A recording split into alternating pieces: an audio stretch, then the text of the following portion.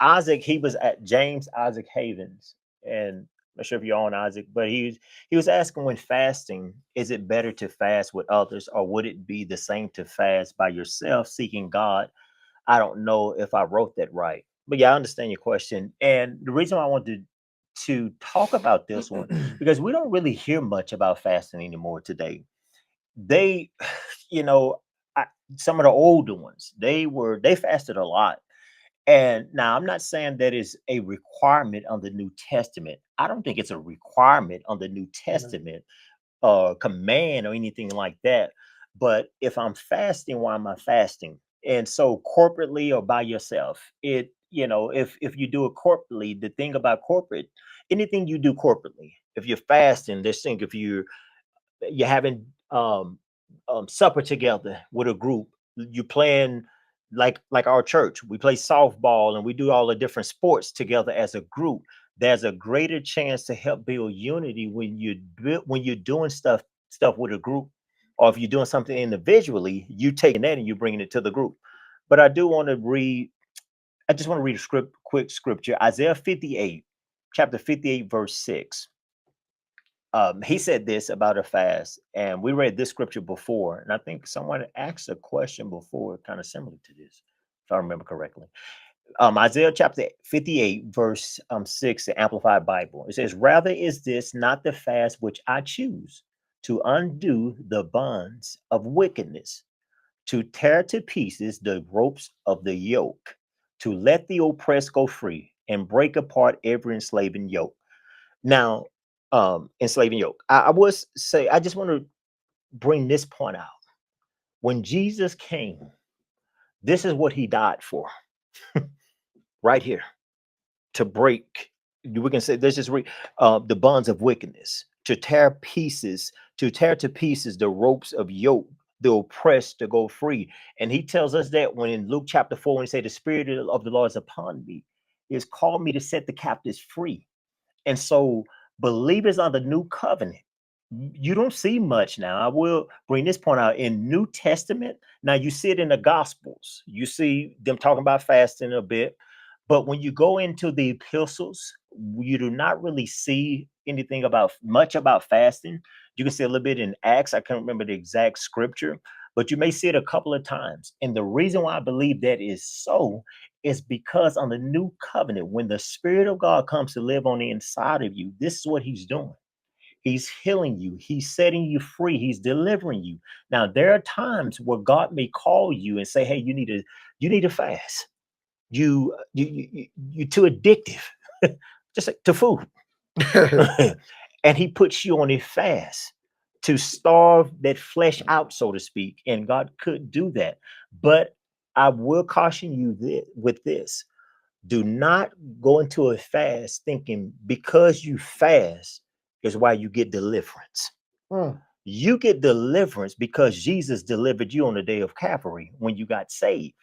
And all the fasting is doing is it can potentially open you up more to what God is doing, because you can be distracted, and you can be distracted with food, just different things. And you say, "No, what I'm going to do, I'm going to fast 5 hours. I usually eat at this third hour. At this third hour, I'm not going to eat. I'm just going to fast and seek the Lord." And at that moment, because you devoted yourself to God and you went to Him in faith, believing He's going to hear you and He's a rewarder of those who diligently seek Him, and He moves upon you. And so, James, more specifically, it doesn't matter if you are by yourself or if you're with a group. Whatever you do, if it's fasting, you do it to the glory of God.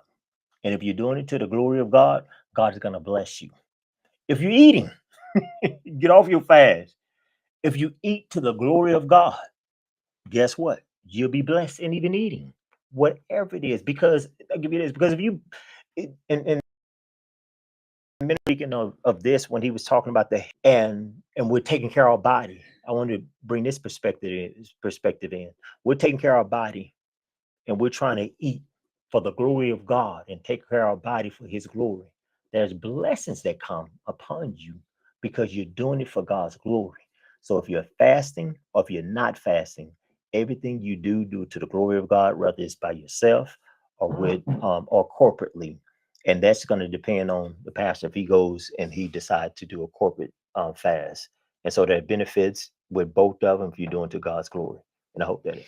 And I will say that some benefits you might find in the place of corporate fasting is the scripture says two are better than one. That's good. Um, if you find yourself struggling, it just depends. If you find yourself struggling when you're fasting individually, you might get a friend, a brother. Hey man, can I be fasting? Man, can you fast with me? Because there is a spiritual connection that also takes place, and you may find it easier to fast because now you have that empowerment That's good. of a brother in the Encouragement. spirit. There's this spiritual realm that we don't talk about too much, but there's Amen. an empowerment in that when we come together. Remember, Jesus sent them out in twos. Because there's empowerment in numbers. One sets 1,000 flight, two can set 10,000 flight. If one fall, the other can help them up. Two in the bed warm the other, so forth and Amen. so on. Iron sharpens iron. These are all these two, two, two, two. And so, if I'm certainly not disagreeing with what Minister Diaz is saying, but some people, no problem. If I fast with you, it's cool. If I fast Yeah, without you, no, it's you're cool. right. But if you happen to find yourself struggling, like, man, I'm struggling, Yeah, that's good. get you a good, strong brother in the Lord, and ask him to fast with you. I'm going to be fasting. And you ain't got there's Yeah. all types of fast. You ain't got to fast all day. I normally fast about 18 hours, 20 hours, sometimes something like that. So that's kind of like to say I normally stop eating somewhere between 5 and 7 most of the time, and then I normally eat around. My goal is normally noontime, but I normally kind of end up eating around 2 o'clock. But my goal is normally noontime. And in that time, I fast for health reasons. But it's almost impossible to me, for me personally, to be saved and fast and not experience God because I'm fasting. Yeah. Yeah. If that makes sense. So, That makes sense. but anyway, and Amen. again, back out to Tina, that's another way to bring your body under discipline is to fast. And some people can't fast that long, right? Amen. Then just start with little time of fasting. Maybe fast through breakfast and just eat. Start eating lunch and dinner or whatever. Fast, or if it's really hard on you, fast from snacks. I know they have about 15 snacks a day. I'm gonna break that bad boy down to about 7, and I'm going to eat my other meals. So I mean, it's different ways to start. To start with. I think the idea is to Yeah. start where you start in a place where you're comfortable, to where you don't feel overwhelmed and you don't feel like, oh man, I can't do this, so hard. Then you need to back it up a little bit. Yeah. It's difficult, Yeah. but I can do it. You Yeah. know what I'm saying? Back it up just a little bit, and then move it forward from there. Again, the Yeah. obstacle with most things, whether it be fasting, eating, whatever the case may be, the obstacle is that we try to jump into it wholeheartedly, and sometimes we're just not ready for it. Now we can jump into it wholeheartedly with our hearts, but we're gonna normally have some drag when it comes to our actions, right? So I'm not saying you're not committed to it, but we have to make sure that we're moving at our own pace, at a proper pace, and not, and that's why people don't Yeah. stick with, Yeah. eating correctly and things like that, because they try to take on too much, and Yeah. it varies from Yeah. person to person. Some people, they can jump all the way in and just start going Yeah. for it, but most people they can't, at least not, and continue to live that way. So, And I like that, especially with the how you brought the point out about the corporate and two is better than one. And even throughout the scripture, I wasn't thinking of that, like when he sent the disciples out two by two, and just throughout the scripture, it was always something that was pretty much unified. And when it was unified, you can see the growth in those believers and Paul encouraging them. And so, and maybe people need to do a little bit more fasting. I'm not yeah. a guy that thinks, hey, on the new covenant that, of course, that this is a command or anything like that. Right. Because I think about the scripture when the Pharisees, they went to Jesus and they said, "Why don't your disciples fast?" And Mhm. all they were complaining about. That's good. And he said this. He said, Mm. "They don't have no need to fast when the bridegroom is with Yeah, them, that's it. but there's coming a time where the bridegroom is going to be taken away, and they have need of fasting." I personally believe he was more so talking about those 10 days of this, That's good. That's good. because the reason why I say that, and I'll just bring this out really quick, because probably the 10 days, because after his resurrection, he was with them for Mhm. 40 days, and then 10 days. When he was resurrected, it was 10 days that they went in the upper room, they were fasting, they were seeking the Lord, and he came in. That's the day of Pentecost, and he came as a mighty rushing wind. And so the reason why I say that, the disciples got discouraged, and Jesus said, "Don't worry. Don't be all discouraged, because I'm gonna send a helper just like me, a paracletos." Mhm. And so my point in saying all that is to say this: and when the Holy Spirit comes, he lives on the inside of us. So he feels that place of the pain, the hurt. That's good. But there are times where people, we don't know, we're immature in places.